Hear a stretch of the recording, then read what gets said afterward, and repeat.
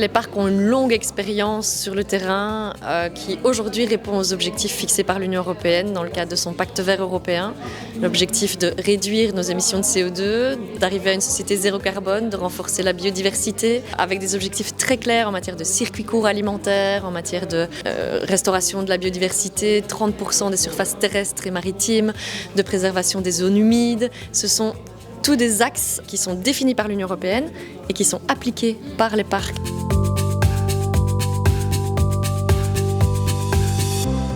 Le réseau écologique, par exemple, se déploie indépendamment des limites administratives et donc la nature où qu'elle se trouve, ce patrimoine mérite d'être préservé partout où il se trouve.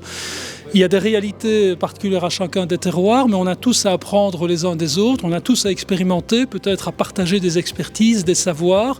On a une continuité de ce patrimoine naturel, on a une succession d'espaces naturels remarquables, de villages, de communes rurales qui coopèrent et qui réalisent tout un tas de petites actions concrètes qui, mis bout à bout, créent vraiment une dynamique positive, enthousiasmante et qui montre que c'est possible de coopérer en transfrontalier et d'avoir une gestion commune de la biodiversité et de l'eau notamment.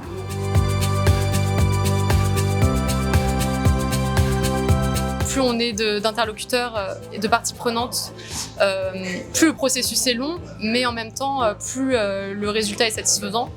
Donc c'est un travail de longue haleine et donc il ne faut pas se démotiver. Et aussi un pas de franchi vers l'Europe. On est passé du parc transfrontalier à parc européen. C'est une pierre à l'édifice pour construire l'Europe et pour aller encore plus loin.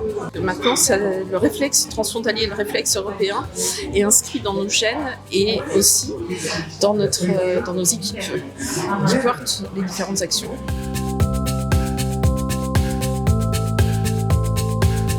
L'idée, c'est vraiment de voir comment, au travers de ce nouvel outil, on peut faire plus de transfrontaliers, on peut faire mieux du transfrontalier et donc de pouvoir intégrer des nouveaux enjeux, répondre à des nouvelles attentes de la part des populations, de la part des territoires qui constituent justement cet espace de coopération transfrontalier. On a dans notre réseau des parcs transfrontaliers un parc belge-français, c'est vraiment très bienvenu. Et aussi parce que vous utilisez aussi cet outil européen et qui est très intéressant pour tous les réseaux. Donc on a bien envie d'apprendre beaucoup plus. On sent que justement en étant GECT, on est attendu, on va être soutenu, donc je trouve que c'est assez réjouissant et enthousiasmant et donc on est prêt pour la suite.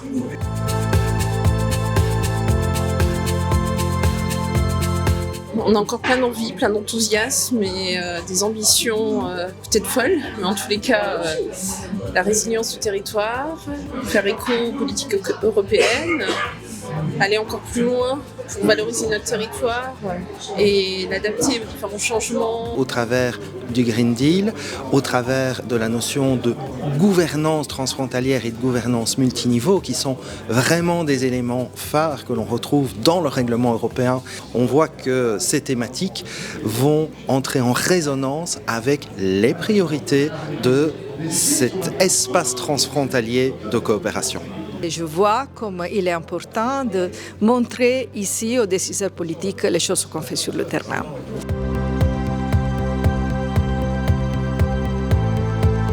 C'est la concrétisation des politiques européennes sur le terrain. C'est permettre effectivement aux citoyens de s'approprier un petit peu plus les choses, mais aussi la nature. Et ça, c'est essentiel. Si on veut atteindre nos objectifs en matière de préservation de la biodiversité et de limiter le réchauffement climatique, associer les citoyens à l'action de territoire, à revivre en harmonie avec la nature, en la protégeant plutôt qu'en l'exploitant, c'est par l'action des parcs que ça passe, puisque cette conscience du monde et de la nature qui nous entoure, c'est aussi une des missions qu'apportent les parcs en travaillant avec les acteurs du territoire, avec les citoyens.